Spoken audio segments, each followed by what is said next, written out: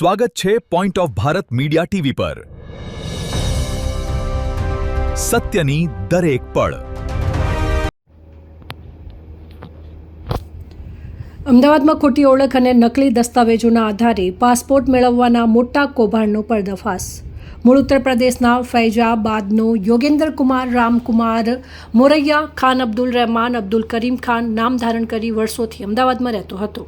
આરોપીએ જમાલપુર બ્રિજ નીચેથી માત્ર ₹400માં ખોટું પાન કાર્ડ મેળવ્યું હતું।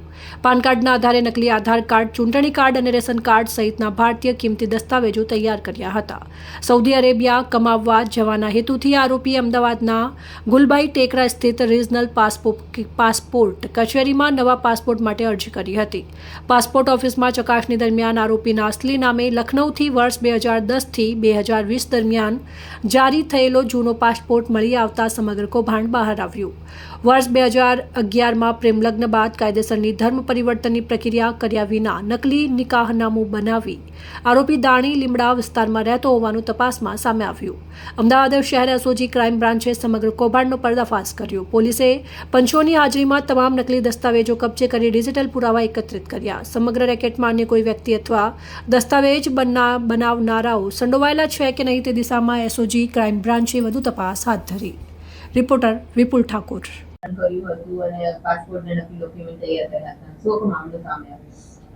આ કામે અરજદાર અબ્દુલ રહેમાન ખાન, જેઓનું મૂળ નામ છે યોગેન્દ્ર રામકુમાર મૌર્ય, તેઓએ અગાઉ યોગેન્દ્ર કુમારના નામથી પાસપોર્ટ બનાવેલો હતો।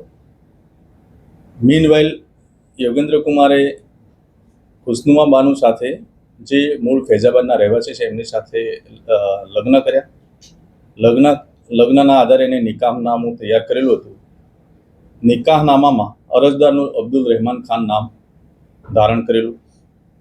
તે આધારે તેઓ ધંધાર્થે અમદાવાદમાં આવેલા 2011માં, અને એના આધારે એને સૌપ્રથમ પાન કાર્ડ બનાવેલું, અને પાન કાર્ડના આધારે ચૂંટણી કાર્ડ તેમજ આધાર કાર્ડ બનાવી અને પાસપોર્ટની વેલિડિટી, જે અગાઉ યોગેન્દ્ર કુમારના નામનો પાસપોર્ટ હતો, એની વેલિડિટી પૂર્ણ થતાં એને પાસપોર્ટ કચેરી ખાતે નવા પાસપોર્ટ માટે અરજી કરેલી હતી, જેમાં તેઓએ અગાઉ એના ઓરિજિનલ નામથી યોગેન્દ્ર કુમાર મૌર્યના નામથી જે પાસપોર્ટ હતો તે પણ જોડેલો હતો।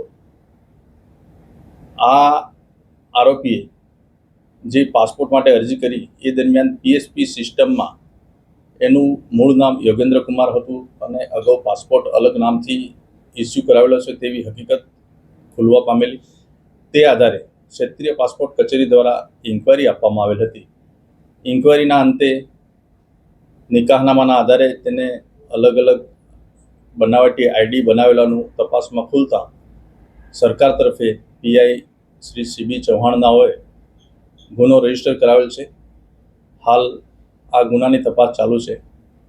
ગુનામાં ભારતીય ન્યાય સંહિતાની કલમો મુજબ ગુનો રજીસ્ટર કરેલો છે, તેમજ ભારતીય પાસપોર્ટ અધિનિયમ હેઠળ ગુનો નોંધવામાં આવેલો છે।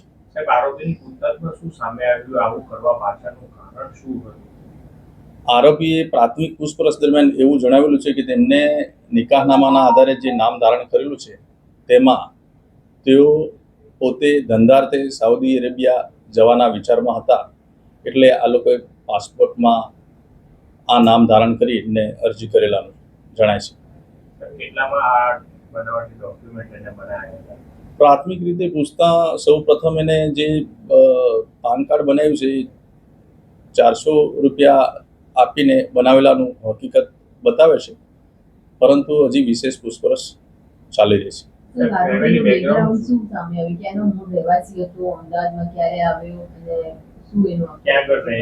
આરોપી મૂળ ફૈજાબાદ યુપીના રહેવાસી હતા। 2011માં અમદાવાદમાં ધંધાર્થે રહેવા આવેલ હતા અને સાઉદી અરેબિયા કામ અર્થે જવા માટે પાસપોર્ટ માટે અરજી કરેલાનું જણાય છે। હાલ ગુનાહિત ઇતિહાસ બાબતે તપાસ ચાલુ છે। કોઈ અહીંયા ક્યાં આગળ રહેતા હતા?